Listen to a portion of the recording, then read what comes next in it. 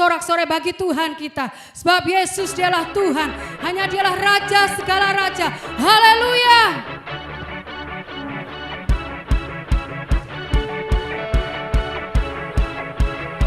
Mari tepuk tangan di atas kepala, yuk.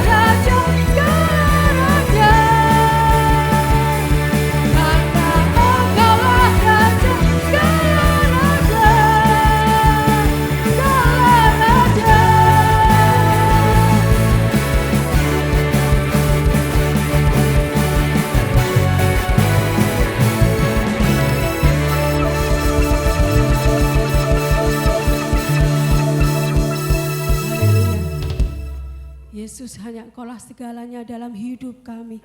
Engkaulah sumber kekuatan kami.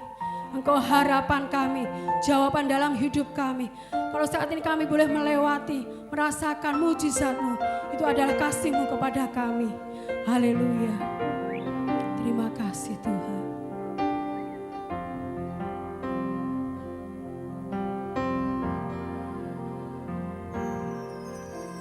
Engkau Tuhan yang setia, sumber kekuatanku. Engkau Yesus, juru selamatku, harapanku, jawabanku.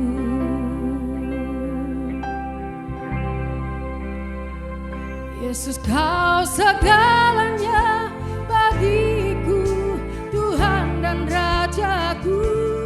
Kasih sayang-Mu melimpah di dalam hidupku. Salib-Mu tebusku, bebaskanku, sembuhkan aku. Ku percaya mujizat-Mu ku alami sekarang.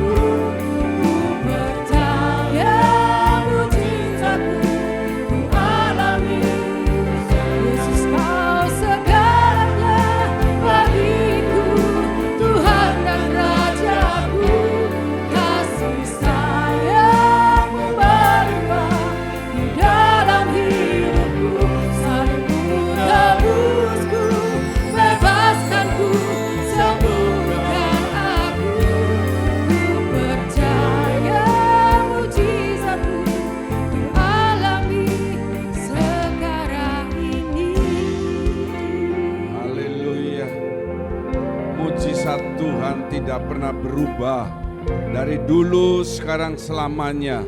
Bahkan saat ini pun saat kita beribadah, mujizat Tuhan bisa terjadi bagi setiap yang percaya akan adanya kuasa Tuhan. Terima kasih Bapa. Sebentar kami akan dengarkan sebagian kebenaran firman. Kami siapkan hati kami sebagai tanah hati yang baik.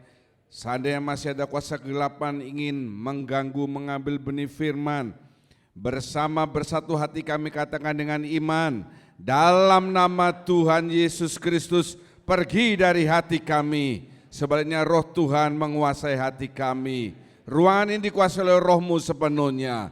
Segala puji syukur kami naikkan dalam nama Tuhan Yesus. Semua mengasihi Tuhan mengakhiri dengan amin. Terima kasih, silakan duduk. Shalom. Jika saudara dalam keadaan tubuh yang sehat karena Bapa senantiasa menjaga dan memelihara, mari serukan haleluya dengan suara yang yakin. 2, 3. Sekali lagi, haleluya. Puji nama Tuhan. Pada poin terakhir yang kita periksa yaitu tentang 2 pohon lambang kebenaran. Dari Mazmur 92 ayat 13 dikatakan, orang yang benar akan bertunas seperti pohon korma, akan tumbuh subur seperti pohon aras. Jadi 2 pohon itu kita sudah tahu, yang pertama pohon korma, yang kedua pohon aras. Nah hari ini kita melanjutkan seperti yang dikatakan oleh pembicara minggu yang lalu. Pohon korma, ada yang tahu seri keberapa saudara? 4 ya, sudah didahului oleh Pak Adi Suryo. Orang benar seperti pohon kurma. Yang pertama, kita sudah memeriksa kurma adalah pohon yang elok. Kenapa dikatakan elok? Ya, ada, bukan bagus atau cantik, tetapi fungsinya yang luar biasa. Kemudian yang kedua, ukiran motif pohon korma di bait Allah. Bahkan di tabernakel, di bait Allah, itu diukirkan bukan pohon kelapa, bukan pohon yang ada di daerah Tandus itu pohon apa, kaktus atau pinus mungkin ya, tetapi pohon korma. Berarti luar biasa. Apa yang dimaksudkan dalam hal ini? Saudara mendengarkan dan memeriksa tentang pohon korma. Jadikan diri saudara ini menjadi pohon korma, yang nanti satu kali saudara ini bisa dilukiskan dalam kerajaan 1000 tahun damai dan kerajaan surga. Haleluya. Nah, bagian yang ke pohon korma dengan bunga mengembang. Saudara lihat bunganya ini bagus ya. Pohon korma kemudian disalut dengan emas. Kemudian yang terakhir diukirkan di antara 2 kerub. Kita tahu 2 kerub, satu kerub punya 2 muka. Yang pertama muka manusia menghadap kemana? Keluar. Yang satunya muka apa saudara? Jangan muka saya ya. Muka singa menghadap ke pohon korma. Itu punya arti yang luar biasa untuk orang-orang yang takut akan Tuhan, sebab pohon korma itu melambangkan orang benar. Orang yang benar salah satunya pasti punya sifat takut akan Tuhan. Nah, orang yang takut akan Tuhan ini, dia dalam perjalanannya di dunia ini tidak berjalan sendiri, tetapi ada malaikat Tuhan yang selalu menyertai. Kalau saudara yakin katakan haleluya. Jadi perhatikan ya, dalam menghadapi kerasnya kehidupan ini, saudara tidak berjalan sendiri. Yang saudara lihat itu jalan sendiri, tetapi hidup saudara dengan iman yang tidak saudara lihat. Ada unsur penting yang senantiasa menjaga waktu saudara naik motor, naik mobil sendirian, malam-malam, itu ada malaikat Tuhan yang ada di dalam kendaraan saudara. Demikian juga kalau saudara di rumah. Kalau saudara yakin katakan haleluya, supaya malaikat Tuhan itu senang bahwa dia saudara hargai. Haleluya. Ya. Kalau saudara nggak yakin, nanti dalam perjalanan ini saudara akan mengalami banyak musibah. Kenapa? Karena nggak ada yang menjaga. Kalau ada yang menjaga, malaikat Tuhan itu bisa mencegah saudara, memberikan dorongan kekuatan pada saat saudara lemah, memberikan dorongan iman kalau pada saat saudara kena banyak masalah dan problema. Nah, bagian yang ketiga, kita baca bersama. 2, 3. Pohon korma punya akar yang kuat. Ya, saya keluarkan di gambar tersebut. Lihat pohon korma ini akarnya ke bawah, ke kiri, ke kanan luar biasa. Kenapa dia harus punya akar yang kuat? Nanti kita cari tahu. Juga ini ya, sudah tahu itu pohon palem 2 yang dulu di depan gereja. Waktu itu ada tukang yang bisa menebang, Pak Daniel Denny bawa tukang 2 orang, ditebangnya tuh tidak langsung dipotong di bawahnya. Kalau jatuh ke sini kena gereja, ke depan ke rumahnya tentara. Mereka potong dari atas dulu, satu, jadi banyak bagian. Giliran untuk akarnya, mereka kesulitan. Kenapa? Karena akarnya itu kemana-mana, ya, tidak gampang motong pohon palem. Apalagi ini bicara soal kurma, akarnya lebih kemana-mana. Akhirnya tukangnya menyerah, dia hanya bisa menyelesaikan sampai di bonggolnya. Dia pukul-pukul akarnya itu, ini ada Nathan yang menyaksikan, betul ya, tidak bisa-bisa, ya, bermenit-menit, berjam-jam, tidak bisa. Akhirnya Pak Tian panggil tukang yang lain, yang lebih pengalaman soal akar-akaran, karena dia sarjana akar, SAK, ya, sarjana akar, bukan sarjana akuntansi, tapi sarjana akar. Dan dalam waktu sebentar saja, dia sudah bisa mengeluarkan semua akarnya. Itu luar biasa. Kalau saudara lihat sekarang bandeng, ya, saya enggak terlalu senang makan bandeng. Saudara tahu alasannya kenapa kira-kira? Iya, banyak durinya. Tetapi sekarang sudah ada teknik di mana bandeng itu bisa dilepas dan durinya keluar semua. Betul saudara? Pernah makan seperti itu? Kalau enggak pernah, saudara kontak saya, kita beli sama-sama. Ada bandeng yang sudah tidak ada durinya. Bagaimana caranya? Gampang. Bandengnya diomongi, keluarkan semua durimu. Nah, dia keluarin semua durinya, saudara ya. Nah, demikian juga dengan sarjana akar ini, dia bisa mencabut akar itu dengan mudah. Nah, itu serba-serbi soal pohon palem, jadi tidak gampang membersihkan sampai bersih. Ada beberapa faktor yang membuat pohon korma ini dapat bertahan menghadapi badai. Tadi saya katakan pohon korma itu harus punya akar yang kuat. Kenapa? Karena dia tumbuhnya di timur tengah, bukan di timur tenggara, timur selatan. Di Indonesia, di Denpasar, di Bali saja pada saat angin keras beberapa bulan yang lalu, beberapa pohon tumbang, yaitu pohon-pohon palem. Salah satunya pohon palem yang di depannya Universitas Udayana, menimpa sebuah pickup yang melintas, mati orangnya. Nah, saya lewat kan lihat di sana rame, tapi saya nggak ngeliat yang mati. Di tempat yang lain juga ada seperti itu, tumbang pohonnya karena angin keras di Denpasar Bali, menimpa mobil kalau tidak salah, mati juga orangnya. Itu baru di Bali, saudara. Ini di padang pasir. Kenapa saya katakan bedanya? Saudara, kalau berdiri, misalnya ada angin keras ya, saudara berdiri di tengah-tengah gedung yang tinggi, anginnya tidak terlalu terasa keras dibandingkan di pinggir-pinggir saudara itu enggak ada apa-apanya. Misalnya apa? Di pantai. Betul saudara? Kalau saudara di gedung yang tinggi, ya di Denpasar ya kurang ya, tetapi kalau saudara ke Jakarta atau ke luar negeri, itu Hong Kong khususnya, kalau saya jalan di jalanan Hong Kong itu sepertinya jalannya kecil, sempit. Ya kenapa? Pinggir-pinggirnya apartemen-apartemen, gedung-gedung yang tinggi-tinggi 30 lantai ke atas. Padahal kalau saya lihat jalannya ini besar, kenapa? Base 2 gini kiri kanannya masih ada space yang cukup lebar, tapi kita seolah-olah ngelihatnya kecil, kenapa?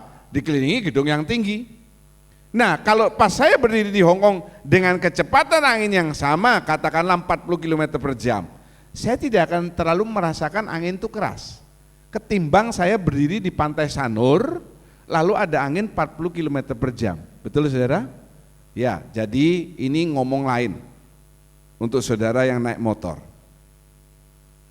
Saudara kalau suka naik motor, bukan suka naik motor ya, karena nggak ada mobil ya. Tapi saya termasuk orang yang suka naik motor meskipun saya punya mobil. Ya, tetapi saya kalau naik motor tidak gaya Harley Davidson. Sambil mekangkang gitu, enggak, biasa saja. Kalau saudara naik motor, itu helm saudara itu sudah dikasih kaca depannya, plastik ya, bukan kaca, plastik. Kalau plastiknya itu burem, saran saya ganti kaca plastik itu palingan berapa sih? 20.000. Ya, saudara mau tahu bahayanya kalau enggak pakai kaca itu, plastik itu? Saudara naik motor, minimal kecepatannya berapa? Jujur saja. Berapa? 40. Itu sudah paling pelan. 40 tuh sudah disalipi banyak cewek, saudara. Bukan cowok yang nyalip, cewek yang nyalip 40, tin gitu ya. Saya jalan 40, saya disalip-salip. Saudara tidak pakai kaca, tidak pakai plastik itu, 40, ya. Saudara enak aja, 40 pelan loh kalau naik motor. Itu sama dengan saudara diem, lalu dihembusi angin di wajah saudara dan mata saudara dengan kecepatan berapa? 40 km per jam. Dan itu dilakukan bermenit-menit karena saudara naik motor. Apalagi yang setengah harian naik motor banyak di jalan raya. Itu saudara setiap hari matanya disemprot angin kecepatan 40 sampai 60 km per jam. Jadi jangan salah, pada saat saudara umur 40 pasti mata saudara mengalami problema. Ini tips. Jadi pakailah kaca. Bagaimana Pak kalau saya pakai kacamata? Bagus. Ya, lebih bagus lagi kalau kacamatanya itu seperti kacamata saya. Bisa tolong diambilkan sebentar supaya di rumah juga bisa melihat. Ini kacamata saya, ini kacamata yang sangat mahal, saudara ya. Saudara perhatikan baik-baik.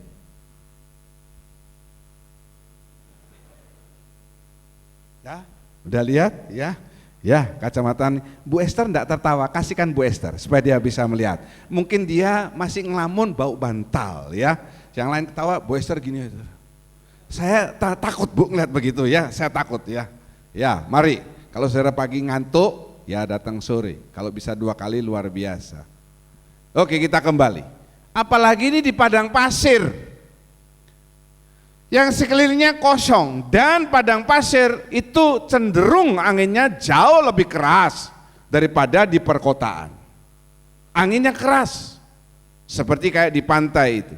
Jadi pohon korma ini harus punya akar yang kuat, dan itu dipengaruhi oleh 3 faktor. Yang pertama, usia pohon. Yang kedua, kondisi tanahnya. Dan yang ketiga, lahan yang cukup untuk akar. 3 hal ini kita periksa. Ya. Bagian yang pertama, ditentukan usia pohon, kondisi tanah yang kedua, dan 3 lahan yang cukup untuk akar. Yang pertama, ditentukan oleh usia pohon. Menggambarkan apa usia pohon ini? Saya gambarkan usia pohon ini dengan kedewasaan secara rohani. Saudara dengar baik-baik yang di rumah juga. Orang umur 30, 40, 50, 60. Secara usia, yang mana yang paling tua? 60. Tapi kalau pertanyaannya, yang mana yang paling dewasa? Belum tentu yang 60. Ada yang 40 sudah dewasa, 60 enggak dewasa-dewasa. Demikian juga secara rohani. Ada yang sudah 1 tahun ikut Tuhan, 5 tahun, 10 tahun, 30 tahun ikut Tuhan. Seumur hidupnya dia ikut Tuhan. Kenapa seumur hidupnya? Ya ikut sekolah minggu. Dari lahir sudah dibawa ke gereja.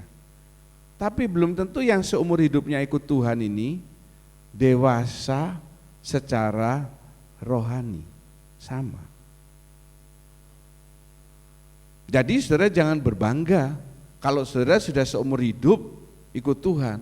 Belum tentu saudara dewasanya lebih dewasa dari yang baru 10, 15, 20 tahun. Belum tentu.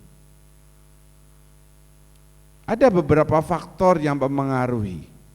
Untuk ayat yang pertama, mari kita baca bersama dari Efesus 4 ayat 13 sampai 15. 13 pria, 14 wanita, 15 sama-sama. Yang di rumah ikut membaca. Angkat saudara-saudara, Efesus 4, 13 sampai 15, Kompria 2, 3.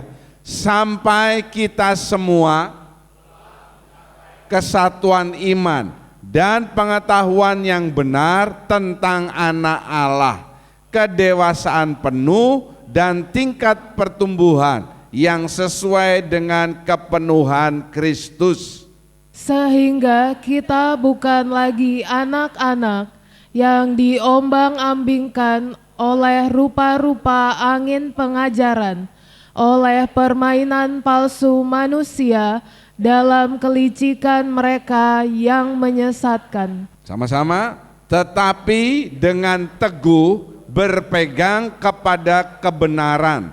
Di dalam kasih kita bertumbuh di dalam segala hal ke arah Dia, Kristus yang adalah kepala. Amin. Lihat ya, yang saya garis-garis bawah itu perhatikan. Sampai saudara semua mencapai kesatuan iman, pengetahuan yang benar, dan itu dia, kedewasaan penuh. Belum selesai, tingkat pertumbuhan yang sesuai dengan kepenuhan Kristus. Kepenuhan Kristus gimana? Maksimal.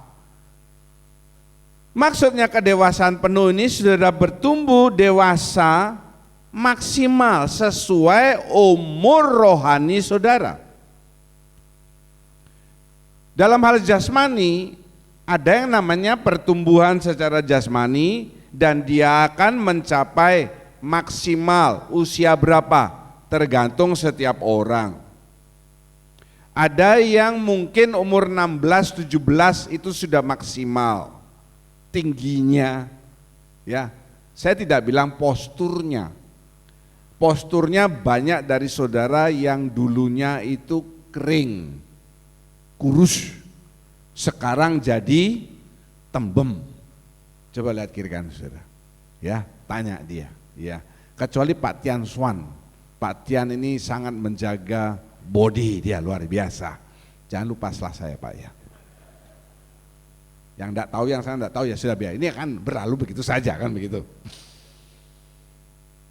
Pak Pohok dulu waktu menikah foto meritnya itu seperti sejinu, kurus. Waktu masih SMA sesemi, lebih kurus lagi.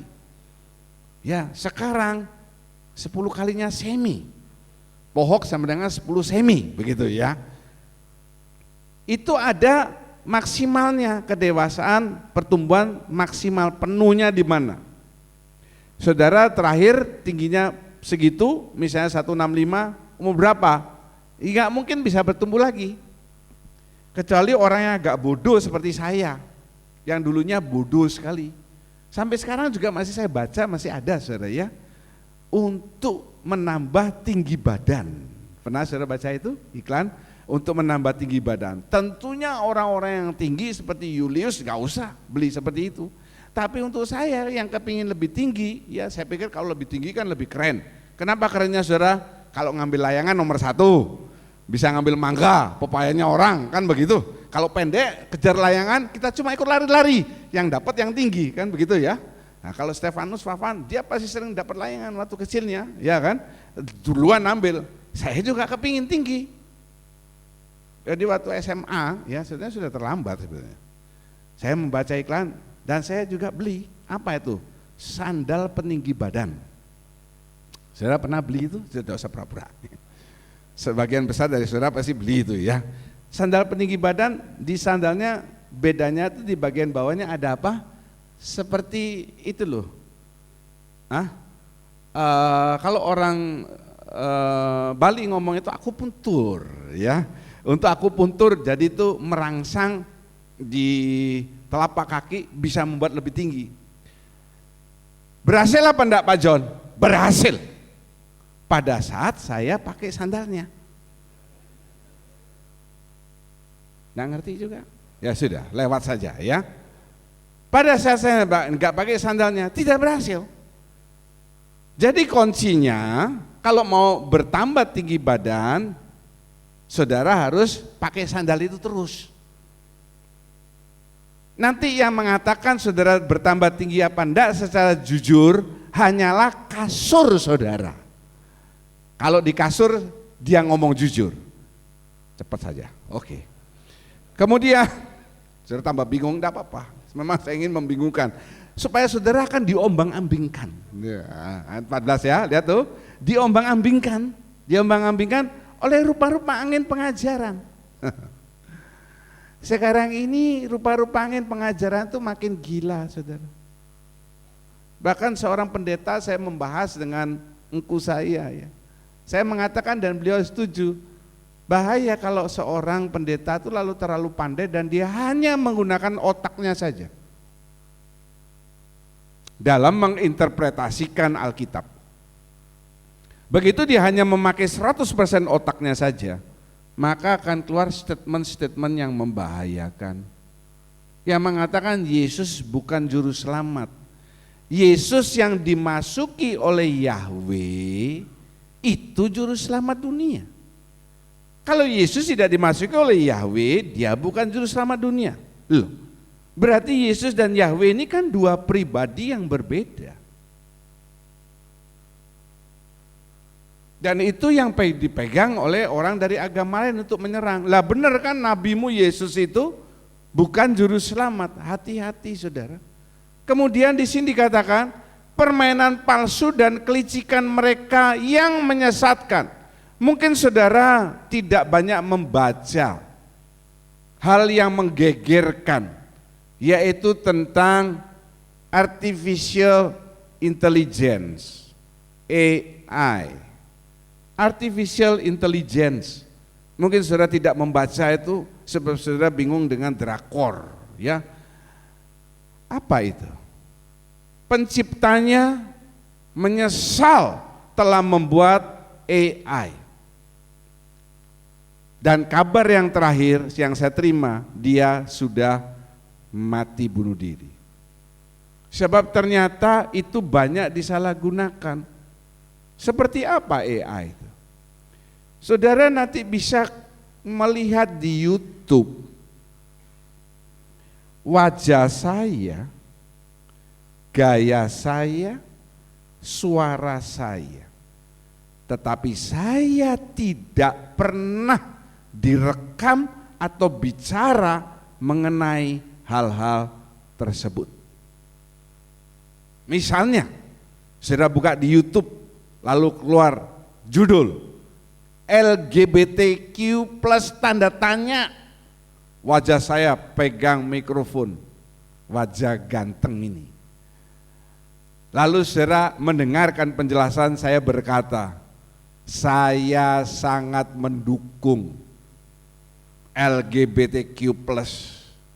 Gereja kami tidak masalah bila ada pasangan gay dan lesbi yang mau menikah.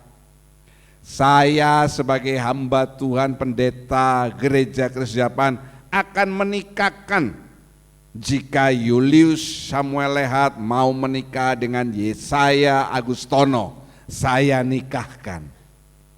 Bahaya. Itu adalah omongan pendukung LGBTQ+. Tetapi wajahnya, bodinya semua diganti dengan saya. Makanya disebut artificial intelligence, kepandaian artifisial. Suaranya gampang. Dia tinggal ambil rekaman khotbah-khotbah saya kan banyak puluhan. Nah lalu jadi suara saya. Saudara, saya ajak ngomong yang lain, ya hati-hati. Ini kelicikan mereka yang menyesatkan. Berkali-kali saya ngomong kalau orang agama lain datang di gereja, berdiri di mimbar ini dan ngomong sesuatu yang menyesatkan saudara, saudara langsung tutup pintu hati saudara, blak. Betul? Tetapi bagaimana kalau pendeta yang ngomong, apalagi gembala saudara? Dan saudara jelas lihat rekamannya di YouTube, wah Pak John sekarang mendukung LGBTQ+. Dan kita lihat di situ kelicikan mereka. Kita mendengar, saya membaca surat kabar. Kalau tidak salah akan ada 7 universitas asing yang akan buka di Indonesia. 2 buka di Bali. Salah satunya saya pernah foto di Plang, apa namanya, sebab hari pertama kami ke Perth, kami ke sana karena ada basar, ya, dan keponaan kami kebetulan kuliah di sana, Curtin University. Itu universitas yang sangat terkenal dan ada menteri yang lulusan Curtin University. Banyak orang-orang penting di Indonesia lulusan Curtin University. Itu mau buka di Denpasar, di Bali. Tapi saudara masih waspada dan berdoa, karena di belakangnya itu ada penunggang-penunggang dengan dana yang gede. Dikatakan kalau universitas asing itu buka, salah satunya dari Manchester, itu pengajarnya juga dosen-dosen asing. Maaf ya, mungkin saya salah dan tidak semuanya. Tapi kita masih ingat, saya masih ingat kejadian bagaimana sekolah asing di Jakarta, gurunya melecehkan, mensodomi banyak pria-pria. Dan saudara bisa baca, dengar di YouTube, Daniel Mananta, bukan Daniel Mansur, sama-sama M, tapi satu Mansur, satu Mananta. Apa yang dia omongkan itu luar biasa. Saya perluas cakrawala, saudara. Ini zamannya sudah edan.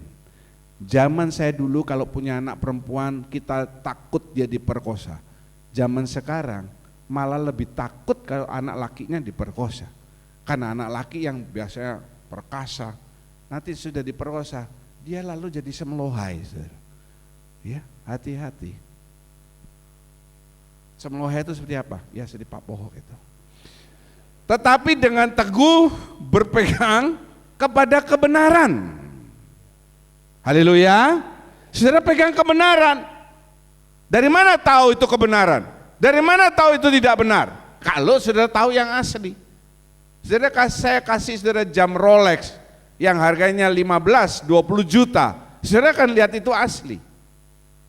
Kalau saudara pernah lihat jam Rolex yang asli 300 juta, maka saudara akan tahu di mana letak palsunya. Itu saudara. Jadi saudara mesti tahu dulu yang aslinya itu mana. Firman Tuhan mengatakan Alkitab itu air susu yang murni. Jangan banyak baca renungan harian, tetapi Alkitab tidak pernah kamu baca. Alkitab yang dibaca pertama, renungan harian itu ekstranya. Amin. Alkitab itu nasinya, kerupuk, kecap, tahu, itu renungan hariannya. Maaf kalau yang buat renungan harian tersinggung. Saya tidak melarang saudara baca renungan harian. Alkitab yang pertama, jangan dibalik-balik omongan saya. Dan bertumbuh dalam segala hal ke arah Dia. Kalau saudara dengar pendeta yang khotbahnya lucu, menarik, saudara senang, ketawa-ketawa. Ya, dengarkan khotbah saya, wah bagus khotbahnya Pak, mantap. Tetapi setelah itu perhatikan, do nothing, tidak melakukan apa-apa, cuma dengar saja, cuma mengagumi, oh bagus, oh luar biasa, oh lucu, habis itu, ya banyak loh, banyak orang Kristen seperti itu, apalagi di akhir zaman. Atau ada juga jemaat yang senang kalau pendetanya itu sukses, lalu dia pindah. Sukses itu banyak, datang, ya gedungnya kecil, oh masuk yang sini, waduh gedungnya gede, semua hitam, kayak night club, lampunya luar biasa.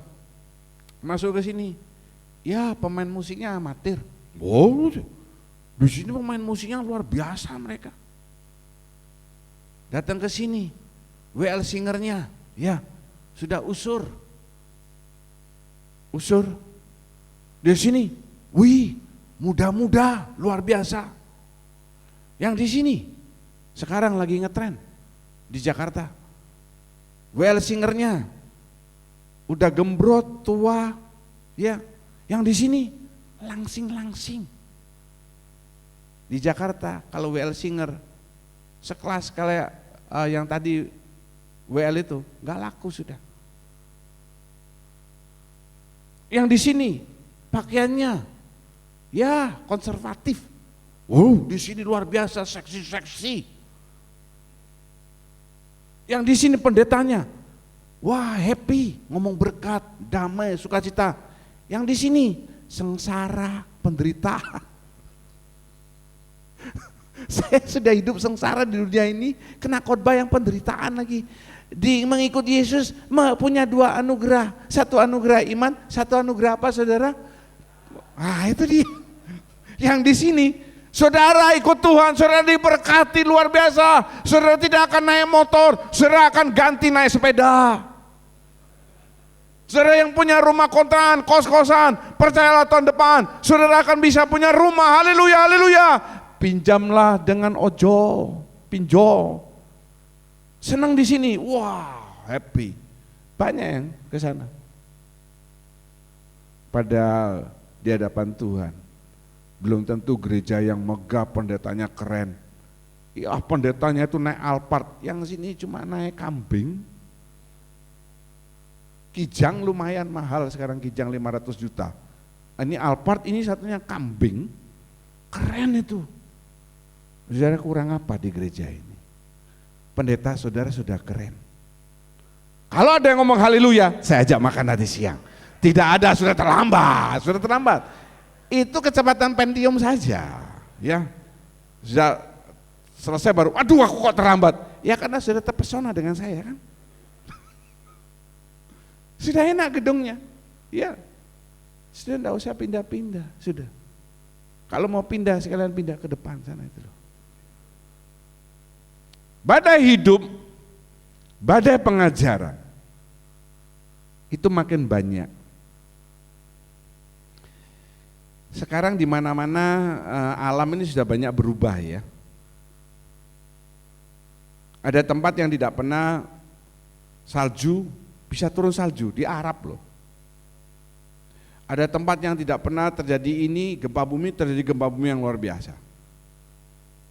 Demikian juga dengan hidup saudara yang tadinya enak-enak saja sebelum COVID. Wih makmur, duit banyak, kemana-mana bisa. Begitu kena COVID, bukan 1 bulan, 1 tahun, 3 tahun, ambles. Saya barusan ini ada keluarga yang datang dari luar negeri dan dia mengatakan, saya pergi ke Ubud, saya nginep di Ubud, saya nginep di Seminyak, di Kute. Dia melihat perbedaan yang mencolok dengan Pulau Bali ini. Dia sudah pernah datang 6 tahun lalu. Dulu biasanya itu banyak turis dari China. Sekarang ini banyak turis dari mana? Saudara tahu? India. Betul ya? Betul India? Ya, Pak John, benar? Ya, India kan. Saya waktu ke Jepang, saya tidak pernah bertemu rombongan bis dari China. Tahu dari mana? Dari China. Cirinya gampang ditemui. Ya, yang pertama pakaian mereka norak-norak, saudara. Kalau dari China itu norak. Ya. Yang kedua topian semua, topi. Ya. Kemudian yang ketiga cerewet, ngomong. Yang keempat kalau makan ribut, jorok. Saya ketemu rombongan-rombongan di Jepang itu dari India. Bahkan waktu kami mau pulang dari Haneda, ya itu kami kalah oleh rombongan dari India. Tour guide kami kurang lincah. Rombongan India panjang sehingga kami ngantri tiket itu 2 jam saudara berdiri baru sampai giliran kami karena ini dia banyak. Nah sekarang dia lihat di Ubud, di Kute, di Seminyak, dia kok enggak melihat turis-turis China rombongan, tetapi dia melihat orang India. Dan perbedaannya adalah orang China masuk toko 10 menit saja keluar barangnya banyak. Orang India masuk 2 jam keluar nggak bawa apa-apa. Maaf kalau ada orang India di sini yang tersinggung, maaf ya Julius ya. Maaf ya Yiri, maaf ya. Yele ini dari Islamabad ya. Ya itu orang India. Kalau orang China belanja, sayang Pak Denny nggak datang pagi ini. Ya. Kalau orang India ngomong nawar-nawar, nggak beli apa-apa. Ini badai ekonomi, saudara. Belum badai pengajaran yang seperti tadi saya jelaskan itu. Tapi kalau saudara pegang teguh kebenaran, saudara ini bisa bertahan. Katakan bersama-sama, bertahan. Dan makin dewasa, 2, 3. Dan makin dewasa. Haleluya. Ya. Kemudian kondisi tanah. Kondisi tanah ini bicara tanah hati saudara. Kondisi tanah ini bicara tanah hati saudara. Ayo kita baca bersama Lukas 8 ayat 15. Lukas 8 ayat 15, 2, 3. Yang jatuh di tanah yang baik itu ialah orang yang setelah mendengar firman itu menyimpannya dalam hati yang baik dan mengeluarkan buah dalam ketekunan. Amin. Kan saya sudah bolak-balik ngomong sampai saudara bosen dengar.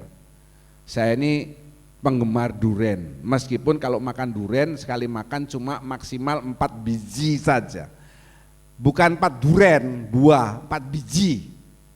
Sisanya gimana Pak? Taruh freezer, taruh kulkas. Saya punya duren tanaman banyak di rumah. Kalau saudara tidak percaya boleh ke rumah. 8. Ya. 8. Dari mana dapatnya? Gampang. Biji durian yang manis ada, dapat saya dikasih musangking, saya lempar. Pernah saya lempar 1 kali 3 biji musangking yang saya makan, besoknya hilang. Apa Andrew yang makan? Bukan. Saya pikir-pikir siapa yang makan? Mungkin ada musang. Ya. Kenapa kok musang Pak? Lu namanya saja apa saudara? Ya udah. Kalau tikus king yang makan tikus gitu loh. Harus cepat bikinnya. Ini musang king yang makan musang. Musang kan senang makan itu. Saya juga nyebar biji lain. Ya bukan musangnya tapi manis juga. Itu enggak dimakan sama musangnya. Karena apa? Karena dia musang. Jadi dia cari musang king. Saya pikir kurang ajar ini. Musangnya ini ya, saya taruh di depan besoknya, saya tebar di depan, lewat 3-4 hari mati saudara ya, karena kontur di depan pun mungkin lebih panas. Nah, waktu saya mau tanam itu biji durian itu, saya tidak taruh sembarangan di atas tanah begitu, saya beli tanah subur. Nanti ini pohonnya udah mulai keluar segini saudara ya, saya beli obat. Apa? Antivirus. Jadi bukan hanya gede saja yang beli antivirus untuk ikannya. Bukan hanya komputer aja yang perlu antivirus. Tanaman juga. Saudara juga. Saudara juga. Yang lihat juga di rumah. Apalagi manusia, virusnya banyak. Tahu saudara virusnya? Banyak. Yang paling utama itu virus uang. Ujung-ujungnya duit. Begitu ada duit tenanglah hidupnya. Kalau nggak ada duit berat. Virus yang lain macam-macam.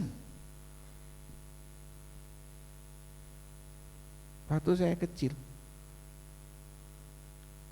kumpul 5 orang, ruame. Kalau musimnya layangan, layangan. Nanti habis musim layangan hilang, musim apa? Kelereng. Waktu saya belum sampai musim kartu yang dipukul bisa terbalik atau belum. Ya, musim yang lain. Sekarang 10 anak kumpul, gak ada suaranya. Setuju saudara? Setuju? Dan orang tua malah lebih seneng yang sekarang. Kalau dulu diajak ke restoran, bawa 5 anak, itu malah petaka. Satu lari sana, satu ribut sini, satu apa suruh tang terak apa gitu ya. Kalau di restoran ada terak. Saudara jangan marah, itu yang bagus. Sekarang saudara bawa 10 anak di restoran, diam semuanya. Bahkan disuruh makan enggak mau, didulang. Betul loh. Betul? Jangan bilang enggak. Saudara juga di restoran diem tuh. Makanya kalau kita nih makan-makan LCC ya, makanya saudara sering undang saya lah. Saya enggak pernah main HP waktu makan. Di restoran enggak pernah. Makanya ajak saya kalau mau buktikan itu. Kita ngomong-ngomong, bercanda. Beda. Tanahnya ini sekarang beda. Saudara mesti lebih mempersiapkan anak-anak saudara. Di samping mempersiapkan saudara sendiri. Haleluya. Haleluya. Anak-anak itu dari sejak kecil bawa ke gereja. Saya melihat contohnya Pak Irawan, bawa 2 anaknya. Apa yang saya omongkan di khotbah jadi kenyataan, jadi guru sekolah minggu kan? Nanti saya juga akan menamakan Julius Samuel Lehat akan menjadi pendeta. Waduh, luar biasa. Wati bilang haleluya katanya.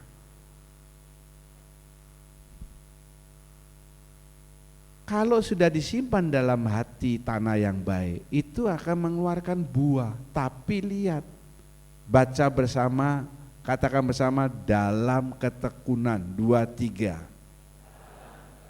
Ngasih antivirus, siram air, bersihkan durennya, pohon durennya, itu perlu ketekunan. Nggak bisa ingat disiram, nggak ingat nggak disiram. Pas ingat mau disiram sudah mati dia. Demikian juga dengan hidup rohani saudara. Selalu siapkan tanah hati saudara yang baik. Baik dengarkan firman atau membaca Alkitab setiap hari. Haleluya. Jadi bukan dikasih seminggu sekali toh waktu dengar firman. Itu pun juga sambil ngantuk, sambil ngelamun.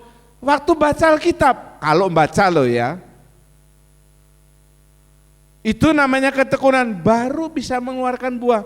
Kalau tidak, meskipun tanah hatinya baik, tetapi tidak tekun, tidak ada hasilnya.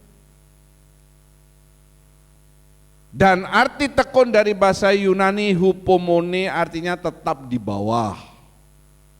Yang artinya orang tetap di bawah otoritas. Meski mengalami hal yang tidak mengenakan. Ngomong otoritas ini ada di mana-mana saudara, di keluarga juga otoritas. Misalnya, Theo. Siapa otoritas Theo yang pertama? Pacarnya. Oh bukan saudara. Orang tuanya. Bisa saja orang tuanya menjengkelkan. Ini contoh. Pak Tian itu menjengkelkan, sangat pelit. Bu Febe pelit juga. Masa lalu Theo minta uang sama tetangganya, lalu besoknya tidur di tetangganya, tidur di temannya. Bukan begitu. Otoritas itu tidak selalu mengenakan, itu loh. Ada hal-hal yang menurut saudara menyakitkan tapi sebetulnya baik untuk saudara. Contoh lagi di gereja. Woi, kita mesti on time loh.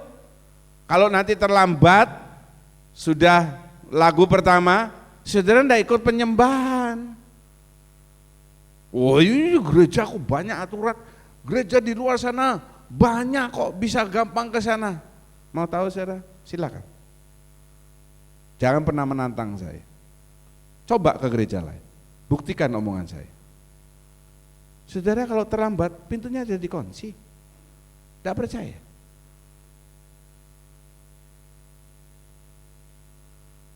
Loh saya di STI kan kumpulnya itu dosen-dosen kan pendeta-pendeta. Kalau Bali Parasip kadang saya datang kan semua pendeta-pendeta. Kita kan ngomong-ngomong mejanya kan, ya Pak David kan kadang saya meja dengan orang ini, nanti lain kali dengan orang, masa bulan ini bulan depan ngajar di STI sama terus mejanya, kan enggak begitu. Itu kan saudara duduk di gereja kursinya enggak bisa berubah kan. Sudah ada nama saudara. Mereka bertukar pikiran. Dan saya berpikir, oh ada beberapa pendeta yang pernah khotbah di sini melihat sistem kita, dicontoh. Mau tahu salah satunya? Adi Suryo. Lu saya kan baru khotbah di gereja 2 bulan yang lalu. Iya. Jam lewat 5 menit sudah gak ada yang masuk, pintunya udah ditutup. Bukan hanya di GKJ, saudara. Di tempat lain juga menerapkan disiplin. Jadi jangan saudara ngomel, GKJ ini banyak aturan. Ya, GKJ singkatnya Gereja Kristus Japan, bukan gereja banyak aturan, saudara. Di mana lagi otoritas? Di kantor. Bosku tidak mengenakan, pindah saja, pindah sampai sana. Bos ini juga tidak enak, pindah. Paling baik kamu jadi bos untuk dirimu sendiri. Dan kamu punya pegawai, rasakan. Itu loh. Jadi kalau saudara di bawah otoritas satu tempat kerja, bosnya tidak mengenakan, jangan lalu berpikir, aku pindah saja. Loh, mungkin Tuhan taruh saudara di sana untuk menempa hidup saudara. Haleluya. Di gereja, di LCC dan lain sebagainya. Ini namanya tekun. Meskipun otoritas saudara tidak mengenakan, tetapi dia otoritas yang Tuhan sudah taruh dalam kehidupan saudara. Itu kuncinya. Ya. Dan seseorang bisa seperti itu kalau saudara punya kerendahan hati. Mana orang sombong mau disuruh di bawahnya otoritas, tidak mau. Loh, aku lebih pintar dari dia, aku lebih kaya dari dia, lebih hebat dari dia.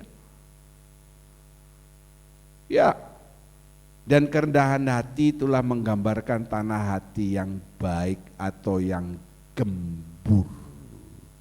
Jadi saya sudah mengerti kalau saya berdoa, kami masing-masing menyiapkan tanah hati kami sebagai tanah hati yang baik. Artinya apa? Gembur, artinya apa? Kerendahan hati. Firman ini bukan untuk orang lain, bukan untuk sebelah saya. Firman ini untuk saya. Haleluya. Firman ini bukan untuk orang lain, sekali lagi, untuk saya. Itu namanya punya kerendahan hati.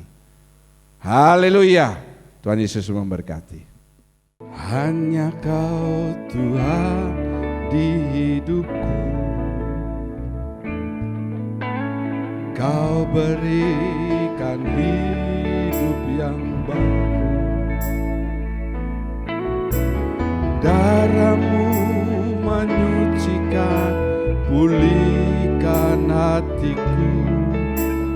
Ku nyatakan Kaulah segalanya. Engkaulah sumber pengharapan. Kuasa-Mu sanggup menyembuhkan. Jiwaku pun berserah hanya kepadamu. Yesus, Kaulah segalanya. Karena salib-Mu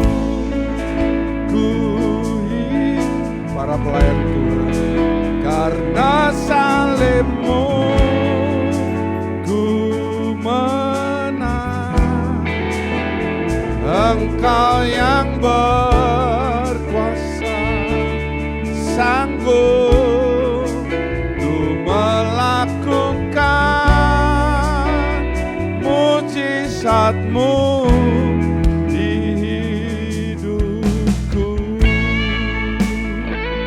Salib Tuhan, pengorbanan Tuhan seyogianya merubah kehidupan kami, mendewasakan kehidupan rohani kami. Hamba-Mu berdoa, setiap telinga yang mendengar, baik di tempat ini maupun yang mendengarkan di rumah masing-masing, mereka boleh memacu kehidupan rohani mereka makin dewasa sampai sempurna sesuai dengan kepenuhan Kristus. Dan itu bisa dilalui salah satunya setiap kali kami mendengarkan firman, membaca firman, kami menyiapkan hati kami sebagai tanah hati yang baik. Artinya kami mempunyai kerendahan hati bahwa kami tidak melihat siapa yang sedang memberitakan firman. Kami tidak memilih ayat yang enak atau yang tidak enak, tetapi kami dengan kerendahan hati menerima semuanya untuk kebaikan hidup kami. Terima kasih, biarlah setiap yang mendengar juga bisa menambah kedewasaan rohani mereka sesuai umur pengiringan mereka kepada Tuhan. Supaya kami tidak lama di gereja, tetapi kami tidak dewasa di hadapan Tuhan. Terima kasih, sebentar kami akan bersekutu dengan kekudusan di atas segala kekudusan. Layakkan tangan para imam yang akan membagikan, dan kami menyiapkan hati kami untuk bersekutu dengan tubuh dan darah firman pada bulan yang baru yang Tuhan berikan dalam hidup kami. Segala puji syukur kami naikkan dalam nama Tuhan Yesus. Semua mengasihi Tuhan mai dengan amin. Terima kasih, silakan duduk. Hanya Kau Tuhan di hidupku, Kau berikan hidup yang baru. Darah-Mu menyucikan, pulihkan hatiku.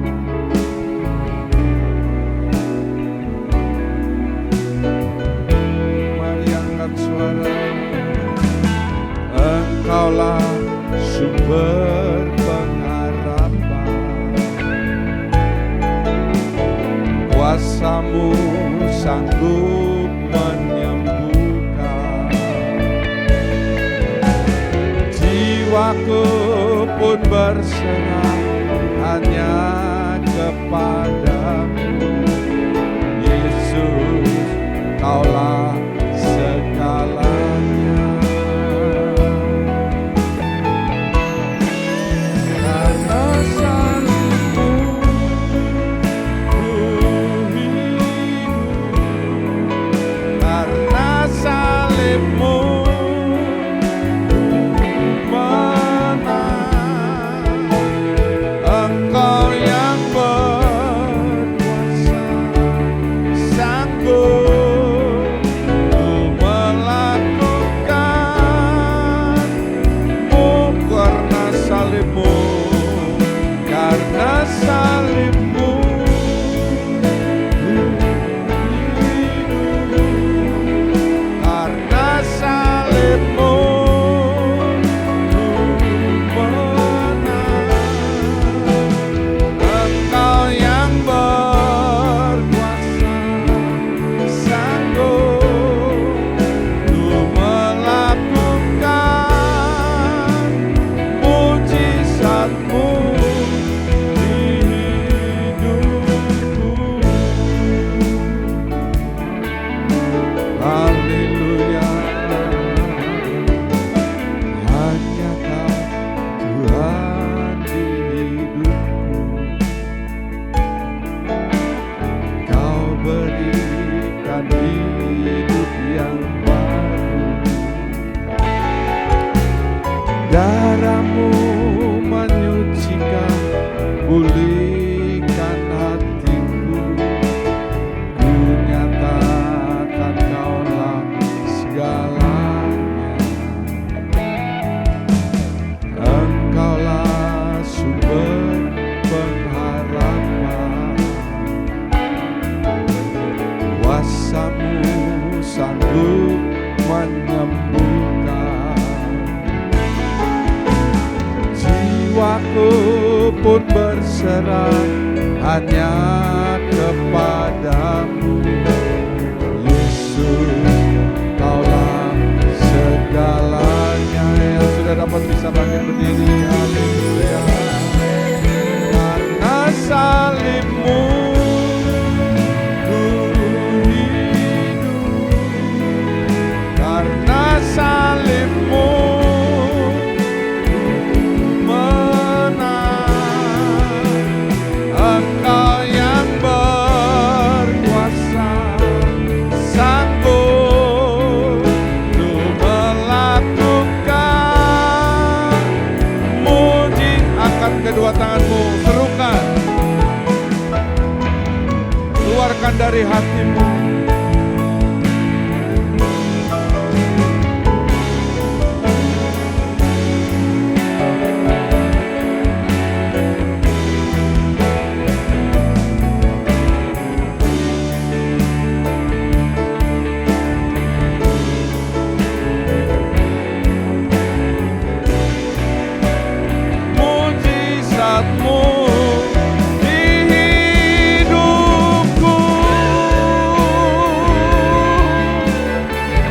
sembah Tuhan.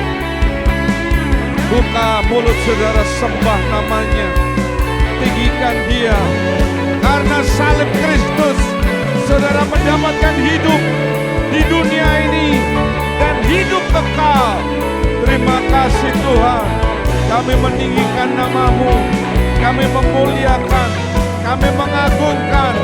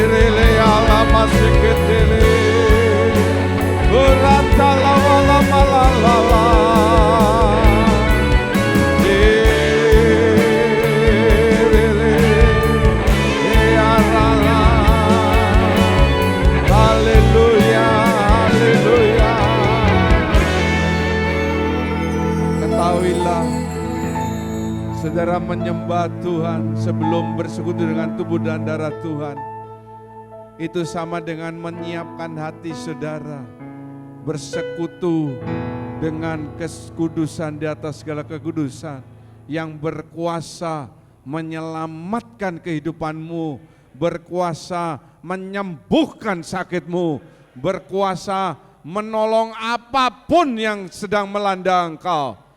Haleluya. Kita mengangkat roti dengan tangan kanan lebih tinggi daripada kepala. Pada malam itu Yesus berpesan, setiap kali engkau memperbuatnya, ingatlah akan kasihku kepadamu. Biarlah setiap dari kita mengingat betapa besar kasih Tuhan. Saudara boleh memasuki bulan yang ke-8 dengan keadaan tubuh yang sehat. Itu semua karena kasih dan perlindungan Tuhan. Terima kasih. Bukankah roti yang kita angkat mintakan berkat pada hari ini adalah persekutuan dengan tubuh Kristus? Amin. Katakan bersama, dalam nama Tuhan Yesus Kristus, makan dan jadi berkat dalam hidup saudara.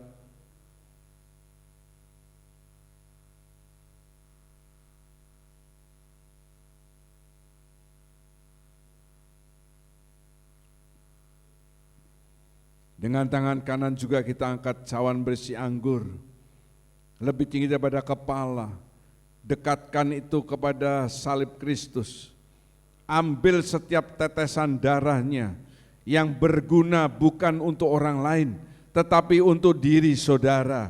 Pegang firman Tuhan, oleh bilur-bilurnya engkau telah disembuhkan. Pada saat orang Israel mau dikeluarkan dari tanah Mesir, rumah yang ada tanda darah anak domba lolos dari kematian.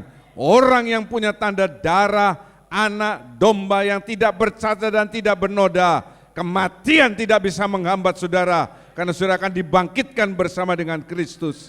Bukankah cawan berisi anggur kita mintakan berkat pada hari ini adalah persekutuan dengan darah Kristus? Amin. Dalam nama Tuhan Yesus Kristus, minum dan jadi berkat.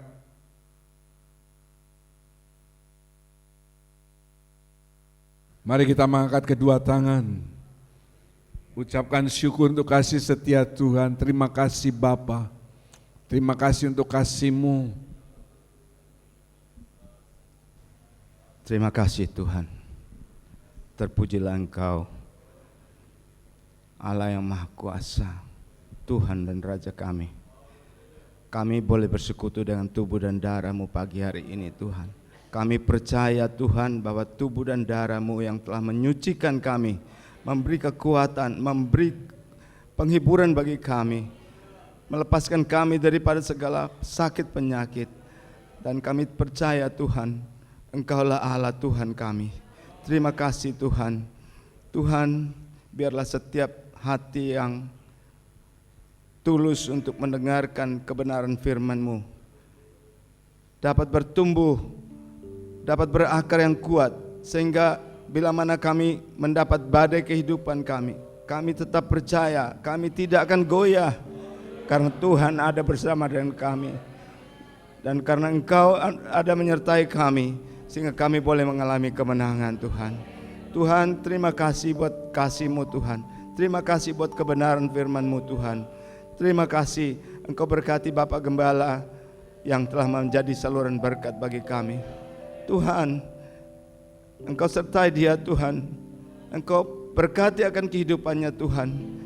Engkau beri hikmat, pengertian, kebenaran dalam hidupnya Tuhan, sehingga dimanapun dia pergi Tuhan, dia boleh membawa kabar baik yang dapat menenangkan banyak jiwa bagi kerajaan Tuhan. Tuhan, terima kasih Engkau berkati keluarganya, Engkau berkati pelayanan ini Tuhan, sehingga kami semua dapat bertumbuh dalam kebenaran sesuai dengan kehendak Tuhan. Terima kasih banyak Tuhan, terpuji nama-Mu. Di dalam nama Tuhan Yesus Kristus kami berdoa, amin. Kami menengadakan kedua tangan, mengangkat wajah, mengatakan amin untuk setiap pernyataan firman Tuhan yang kami yakini kebenarannya. Kami percaya pada saat ini tingkap-tingkap surga sedang terbuka. Engkau memandang kami dengan wajah kasih-Mu untuk mencurahkan berkat-berkat yang kami butuhkan dalam setiap aspek hidup kami. Terima kasih Bapa, berkati persembahan yang sudah diberikan. Setiap pelayan kemah suci hari ini, Tuhan tambahkan anugerah dalam kehidupan mereka. Setiap tangan memberikan persembahan kudus sebagai tanda ketatan mereka terhadap perkara firman Tuhan yang paling sederhana. Percayalah janji-janji Tuhan yang ya dan amin, yang di luar akar pikiranmu, digenapkan, ditambahkan dalam hidupmu. Terima kasih Bapa. Pada akhirnya saudara-saudara yang kekasih, Tuhan memberkati engkau, Tuhan melindungi engkau, Tuhan menyinari engkau dengan wajah-Nya, Tuhan memberi engkau kasih karunia, Tuhan sedang menghadapkan wajah kepadamu untuk mencurahkan damai sejahtera. Segala puji dan syukur kami naikkan dalam namanya Tuhan Yesus Kristus. Kami berdoa dan mengucap syukur. Haleluya. Kiranya Engkau memberkati aku berlimpah-limpah.